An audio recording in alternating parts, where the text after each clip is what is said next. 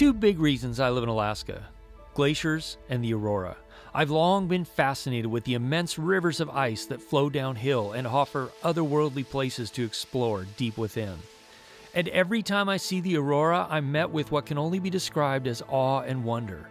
There's a reason these incredible magical displays of light filling the sky get people to brave brutally cold temperatures and go without sleep.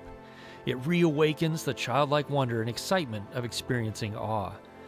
There's a photo that I've wanted to capture for a few years now, something to capture the otherworldly experience that is a glacier ice cave and the wondrous magical sky filled with dancing colors that is the aurora. I want to photograph the aurora, but from inside a glacier ice cave. Now this presents a few challenges. Finding an ice cave is easy. Every glacier has thousands of them, but it has to be accessible and it has to be safe because glaciers are constantly moving. Not all ice caves are safe. We also have to find one that faces the right direction, and it's in an area that generally has good or at least decent weather. The next challenge is the biggest yet: the aurora and the weather. Now the aurora is powered by particles that get thrown out from the sun and get collected around our poles.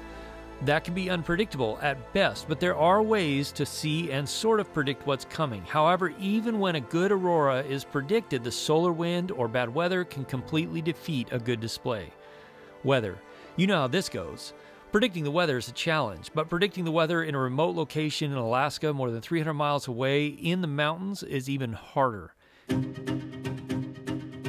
Location. Kastner Glacier Ice Cave. It's accessible, it's a 1.5 mile walk across a frozen river, it's relatively safe, and it faces north most of the time. Over the last few days, several massive solar storms are headed toward Earth, and it looks like we have a narrow window of clear weather as bad weather's moving in. For this, we need warm clothes. Okay, we need a lot of warm clothes, and we need some supplies to spend the night there. We also need good gear protection, so for this, I've got the Think Tank 26L and the Pelican 1535. Both offer great gear protection, and with the Think Tank, we'll easily be able to pack the gear out to the ice cave. Food. Forget about food. We can grab something on the way.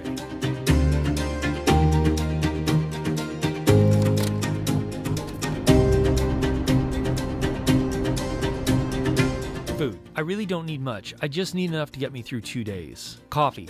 For the 5.5 hour drive and then to stay up all night. Okay, we're gonna need more coffee.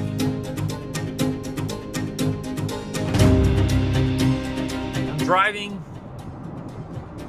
and it's really cloudy.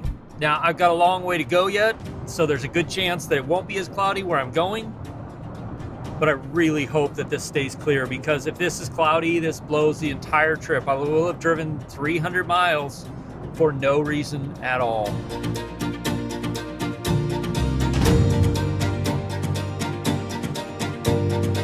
Well, some good news for once.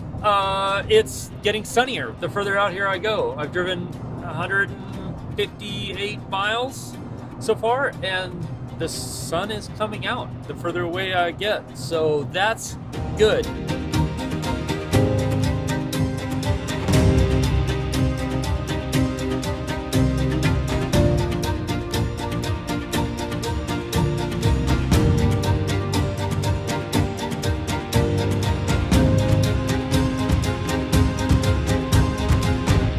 Getting all clear and nice and sunny, and now I'm 30 miles away and it's clouded up again, and I don't know what to do. I mean, I've already driven 300 miles. If it's cloudy at all, it's just not worth it because it's not going to happen. So I guess I'm going to get to the ice cave and see.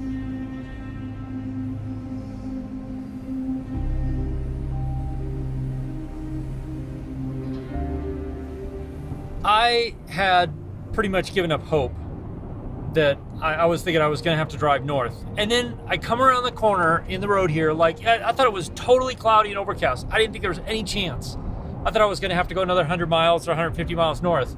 And then I come around the corner and there's just wide open blue sky and sunlit mountains.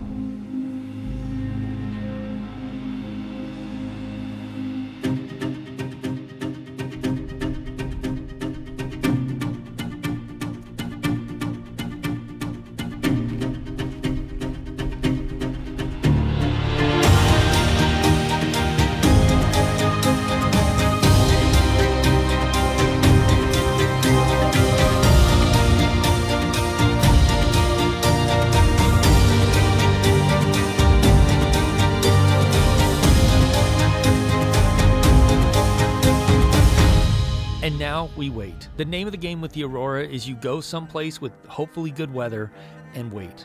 The forecast for the Aurora are guesses at best, and without cell service here, we can't monitor the activity, but we can wait and hope that this wasn't all in vain. But as the sun went down, the Aurora offered a faint glimmer of hope. I've been chasing the Aurora for years. Ever since the A7S III came out, I've wanted to film the Aurora in real time. I actually did get a good one while driving to the North Slope of Alaska and filming for a documentary. But after 2 days of fighting blizzard conditions and 12 hours of sitting on top of a pass waiting for the road to open, I barely had the energy to film a few short clips and a quick time lapse. It was still 40 below zero and the wind was still blowing 30 to 40 miles an hour. I did get a couple of good shots, but just nowhere near what I really wanted. Now I'm waiting in an ice cave, hoping that a 300-mile drive wasn't in vain. This cave is incredible. So we're gonna set up here and we're gonna wait for what we hope is going to be a really great Aurora display. I really hope so, because this is the last chance for me.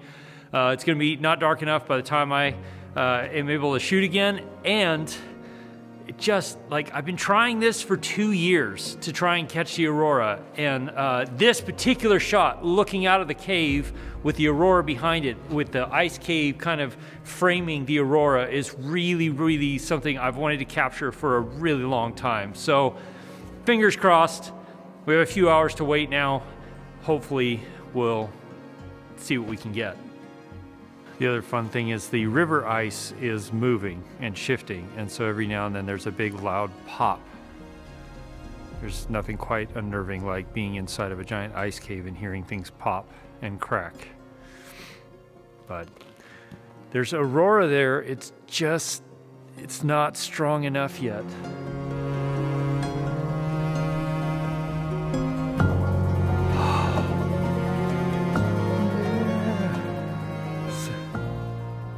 It's so exciting. It's so exciting.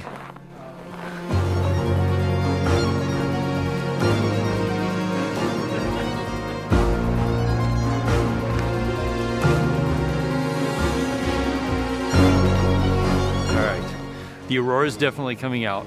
Got a much better placement now with where the camera is. Much happier with it. So yeah, now if we can just get a big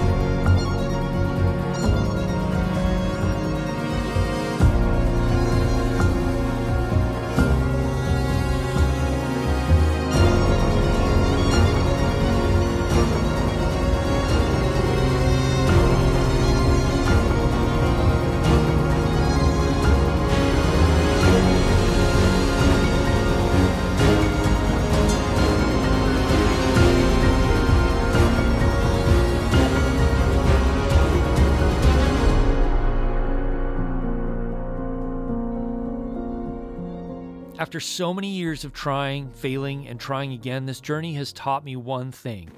Persistence pays off in the end. The trick is not quitting right before the payoff. Huge thank you to Film Convert for making this project possible. If you want to see how I use Cinematch by Film Convert to make this project, then click or tap right here. I'll see you in that video. As always, if you have questions, ask me in the comments below or join my live stream most Wednesday nights from 4 p.m. Alaska time, 8 p.m. Eastern. I'll see you again soon in the next video. Cheers.